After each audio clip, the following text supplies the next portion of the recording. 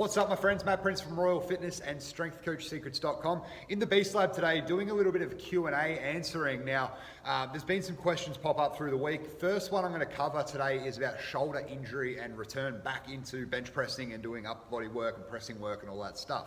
Now, the idea of rehab as a general rule of thumb, I look at it as a way how similar to how like the physios and stuff like that look at it, like osteos and masseuses and things like that, all the experts in the field.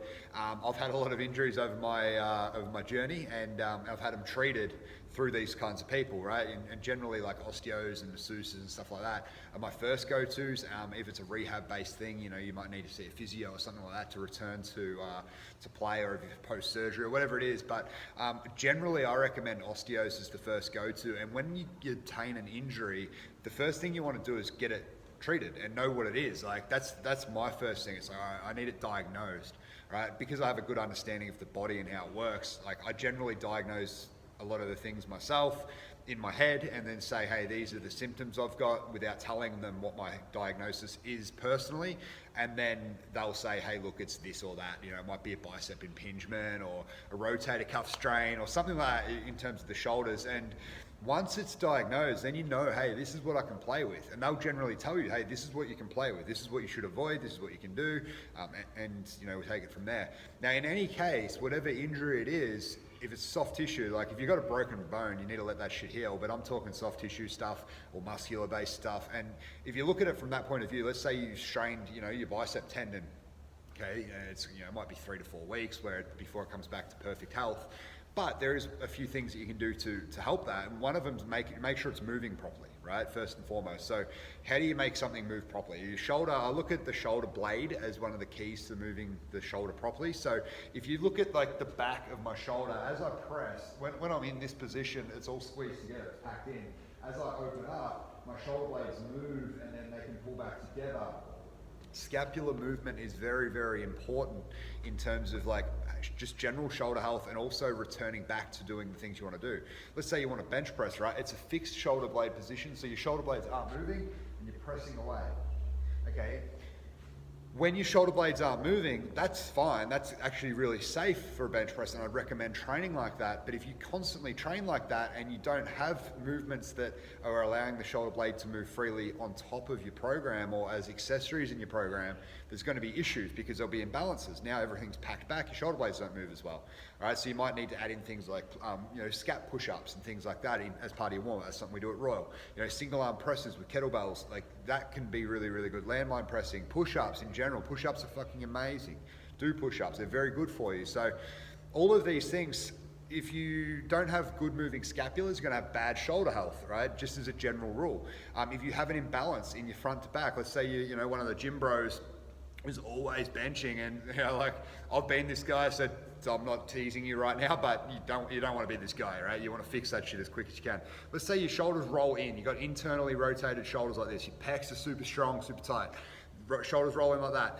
It's usually a few things. One is you're super tight through the front, super strong through the front, but also really weak through the back. So you want to correct that by pulling more, like basically rowing more, you know, pull-ups, pull-downs, that sort of stuff. I generally like to have a ratio of at least 2 to 1 in terms of upper back work to like upper chest work, I suppose, or pressing work. So it might be like if you're bench pressing, you know, you might get, you know, 3 sets of 5, right? That's 15 heavy sets, 15 heavy reps, I should say, 3 heavy sets. All of your warm-ups, you got to look at them as well. You've got X amount of reps. Let's say it's 45 reps, right?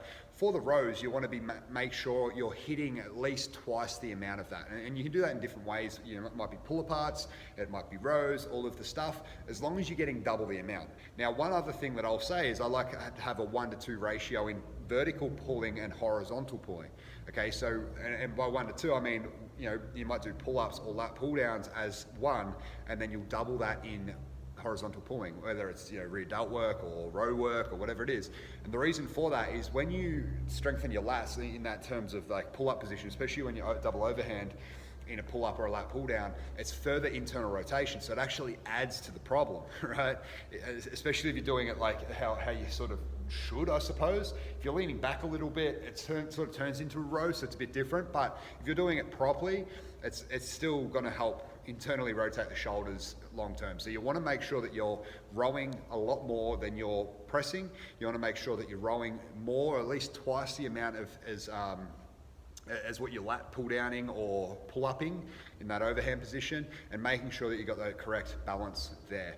So there are a few things to think about. The next piece to it is you always want to load the tissue to the maximum that it can handle at any given time, right? And when I say that, I'm not talking about maxing out. I'm talking about, like, if you've got, let's say your pain is a 5 out of 10. If you can work it to get to 4 out of 10 in practice, and do that often, that'll build blood flow, allow new blood, new nutrients, new things to basically come into those muscles, come into those tendons, ligaments, that joint, and help it heal faster. If you don't do anything, you're just going to sit there and stiffen up, it's not going to help. If you avoid everything, all the rehab that you're meant to do, like, that's all this is rehab's that. Right? It's getting blood into the tissue, getting it moving, strengthening it up at the level that it can handle.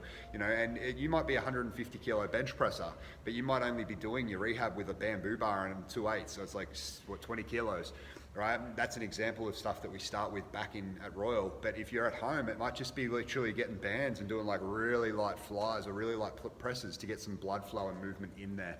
Okay, so there's some things to play with. I always recommend, especially in a pressing, is make sure you can do push-ups first before you go back into bench pressing. Again, that's going to allow you to make sure that you can do that movement with shoulder blades free. And also too, it'll make sure that you're earning your right to bench press. All right, a lot of people skip that, which is a topic for another day. A lot of people will try and bench press 100 kilos and chase that dream before they can do 30 push-ups. Like, you should have a general base and a general fitness level before you start attacking these bigger goals, right? So some things to think about, whether you're a coach or you're an athlete or a person who's just trying to get stronger and fitter. Make sure that if you get hurt, you diagnose, right? You make sure everything else is moving properly around it. So you make sure the joints are moving, make sure you got good range, all that sort of stuff. You want to work at doing that. And that might be through self-massage, it might be through flexibility, whatever you need to do to get back there. That's what you got to do. Part number 3 to this, guys, is making sure that you've got the correct balance in training. So make sure the back part of your body's stronger than the front part. That is key, especially in health and performance. It's a key piece to this. It'll make you feel better. Long term, you'll be better off. You'll look better, I believe. You'll have better posture. All that stuff is all good. And the last piece is add exercises and resistance to the joint, the muscle, whatever it is, at the level that it can handle and recover from. And if it's not much, that's fine, because you're still going to produce massive blood flow and help speed up the recovery, rather than just sit on the couch like a potato playing Xbox, eating Doritos and feeling miserable about yourself. So there's some keys to help with your shoulder issue in particular. If you have any other questions, though, please feel free to hit us up. You can see other content like this at strengthcoachsecrets.com, and stay tuned. There's a podcast, Strength Coach Secrets podcast, coming out. It's going to be fire. It's going to be all about this kind of stuff, and I hope it helps. I'll talk to you very shortly. Have a great day. Bye.